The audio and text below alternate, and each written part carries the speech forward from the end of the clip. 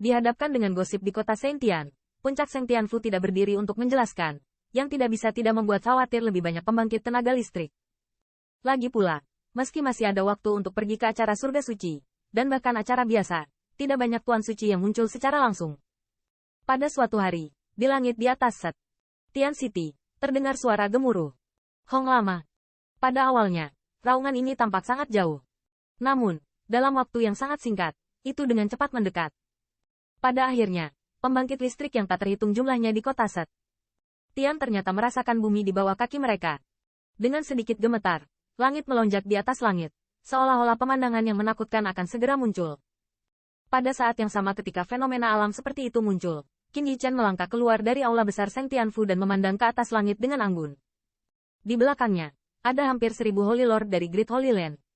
Saat ini, semua orang terdiam, dan mata mereka sama dengan Qin Yichen. Mereka memandangi langit di kejauhan.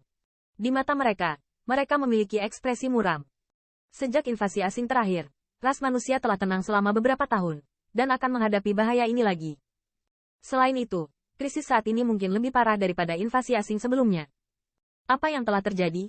Saat ini, di kota Sentian, masih banyak wajah pembangkit tenaga manusia yang kosong, dan saya tidak tahu apa yang terjadi.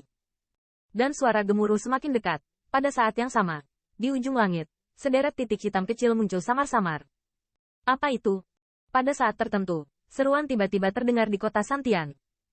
Pada saat ini, pembangkit tenaga listrik yang tak terhitung jumlahnya mengangkat kepala, melihat ke langit di kejauhan, melihat titik-titik hitam kecil yang muncul di ujung langit, mata mereka penuh teror.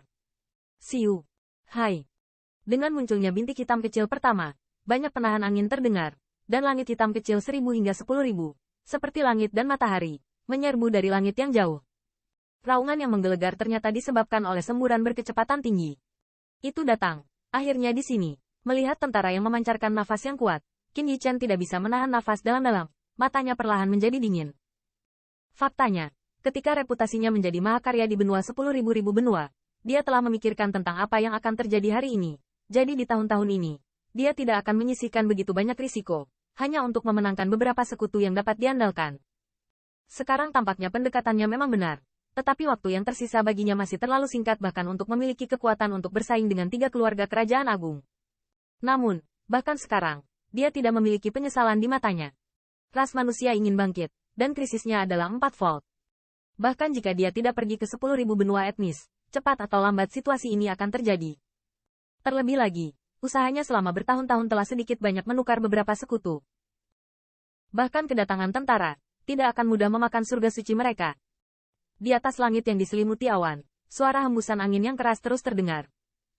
Di depan titik-titik hitam kecil yang tak terhitung jumlahnya, Lion Heaven, Jingsu dan Qi Bao Sheng berdiri, dan di belakang mereka masing-masing dan pembangkit tenaga listrik 10.000 keluarga yang bersemangat. Melalui awan, mereka samar-samar dapat melihat bahwa di kota seperti naga raksasa, ada ransum yang tak terhitung jumlahnya yang mereka dambakan. Namun, 10.000 pembangkit tenaga keluarga ini tidak cukup bodoh untuk kehilangan kewarasan mereka dan bergegas turun.